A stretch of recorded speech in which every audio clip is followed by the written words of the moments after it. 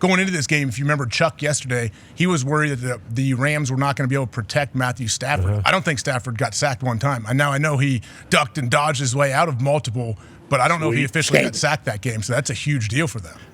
Matthew Stafford looked like a young man last night, and I think it's because he had a plethora of weapons, and him skating and shaking and then banking with Cooper Kupp right there was certainly a beautiful thing to see. But I think what Chuck was worried about is, are you going to be able to run against this Vikings defense? And nobody's really been able to run against them. Kyron goes, Blake Corum even got a little bit, and then once you're able to run, that opens up everything else. Brian Flores' defense has been, the talk of the town, as it should be with how great they've been. And obviously, they started out undefeated. They've lost the last two. That's going to happen throughout an NFL season. But like what the Rams were able to do to him last night, you have to tip the cap once again to Sean McVay. That guy's a damn good ball coach. Matthew Stafford, we're the same draft class. He's 36 years old. I didn't know he was younger than me. He's looking good. He was running. Yeah. Then a little underhand Matthew Stafford toss to, I think, Kyron or Blake. It's like still doing it, still having a blast. And he's still got 4 or 5 years left if he wants it. Absolutely. That is real in the modern world that we're in. So everybody's talking about, Cooper Kupp getting traded. And Sean McVay said, I hope that doesn't happen. There was rumors that maybe Matthew Stafford's going to get traded. It's like he still has a whole nother career still. And if the Rams are going to be able to have all the plethora of weapons on offense that they have, they're able to use these young guys, get them some experience. You talk about the next couple of years for the Rams, maybe being really good with Matt, if they hold everybody. Yeah, and Puka Nacua. Before the game, I believe Rapshi reported, hey, he's going to be in a limited role. That was completely wrong. But then you think about how Puka Nacua started the game out. I think he had 3 catches on this drive. Either way, he had like 40 yards right off the bat. And it can't be emphasized enough.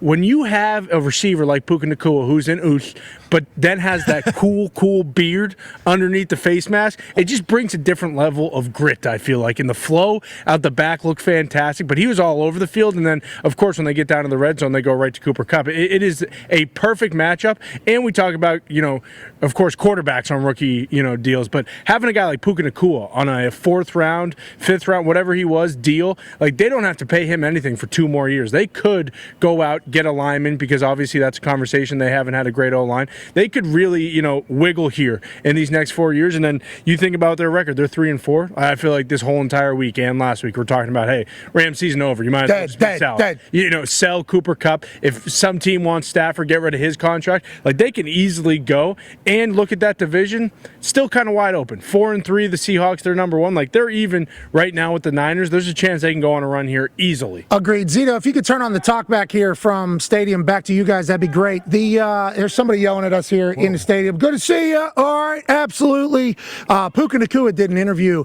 afterwards. I love you, man. He gave a speech about how he was so excited to run through somebody's face again. Yeah, like that. Puka was like jacked up about running through somebody's face. His hair. So sweet. I forgot how sweet the hair was. It got longer. It got sweeter. And then there was one time where it was like in his face, like underneath the helmet, and he like got it out of the way. Puka looks cooler than ever. He seemed to get right back into the flow. I think there was a report that he was going to be limited. Is that Yeah. Like he was going to play like half the snaps or something. That was not the case at all. I mean, that thing was wide open from the jump. And his interview afterwards on the Amazon late night show was like, I love this guy. We love Puka. Puka has obviously been very good to our program. And the program. Seeing him back on the field was great. And if you're Matthew Stafford, man, why not? You can lose 6-7 games seemingly in the NFC and still have a good run with how balanced everything is on that side of the ball. Yeah, we always talk about the depth of the NFC. Like you add the Rams into the depth of how good and how many quarterbacks there are that can go on a run. Like Stafford just gets forgotten about because of the fact maybe it's the East Coast bias and he's on the West Coast and there are the Niners are in the division. The Seahawks are doing their thing.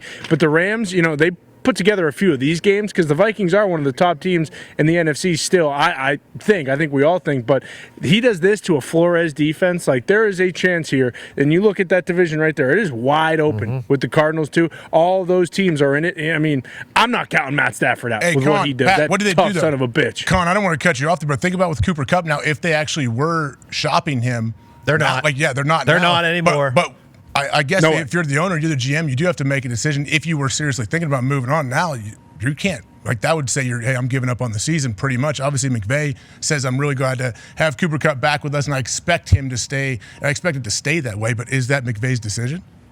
I mean, I would hope it's McVay's decision. And also, if you're Les Snead, It's like, hey man, I thought our whole entire thing was screw the picks.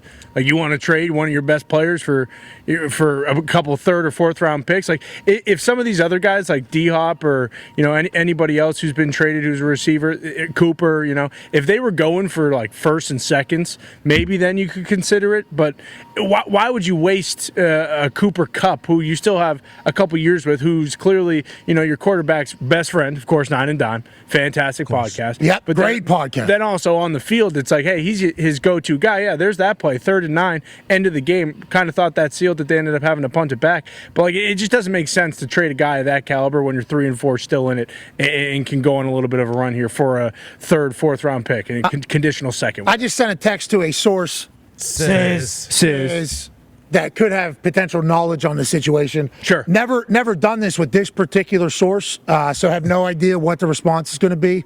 Got the phone number, though. Now's the time to use it. Have to right now. Because the talk of Cooper Kupp going to another team, if you were another team, maybe the Pittsburgh Steelers, and I don't know if Tony Dumps is back or not, but you see him have the night that he had congrats, Tony. Shout out Dude Wipes. Top front. Dumpkin Spice, too. Dumpkin Spice. Tony, you should see how many Italians just walked into this stadium over here. So many. Just walked in? The entire Signetti crew just rolled in here, and I'll tell you what, grazie. There's a lot going on. It is fantastic. A bad hair. Just let them know everything that Connor says, okay? Please just let them know so that they know how to treat him. But no, you guys talking about Cooper Kupp. I will never forget his time as a Pittsburgh Steeler this week. It was incredible. It was awesome. And there's no chance that they trade him now. I mean, you guys have talked about it. Kyron Williams has a touchdown in 10 straight games, and then you get back Puka and Cooper Kupp. And if Matt Stafford's going to play this way, and McVay's going to dial it up, and the Niners and Seahawks lose here and there, like, they're right in it, especially with the Cardinals. Just like Connor just said, there's no chance Cooper Kupp gets traded anymore.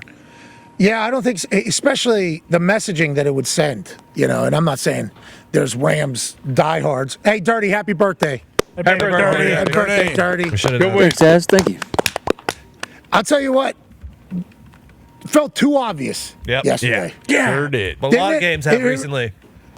It really felt too obvious. And we had won with those obvious games.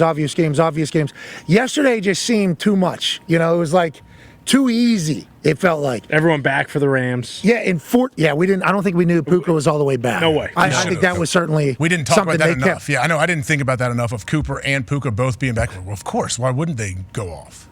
But I watched the Thursday Night Football. They 3 of them picked the Rams. So it wasn't. I thought it was going to be just across the board. Yeah. Everybody was just on the Vikings, and I was going to be very worried about that. But it was like, once I saw the Amazon thing where, they had a couple Rams picks, and obviously Witt's there. Witt's a Rams legend, and a couple other people. It's like, I wonder if on the ground they got a sense that McVay knew that everybody was kind of thinking that they were done. And then he's a good coach. He's 38 years old. They talked about that. He's been there for 8 years, this guy. He's been through it. This is the next iteration of that team. Good for the Rams, and still in on the Vikings.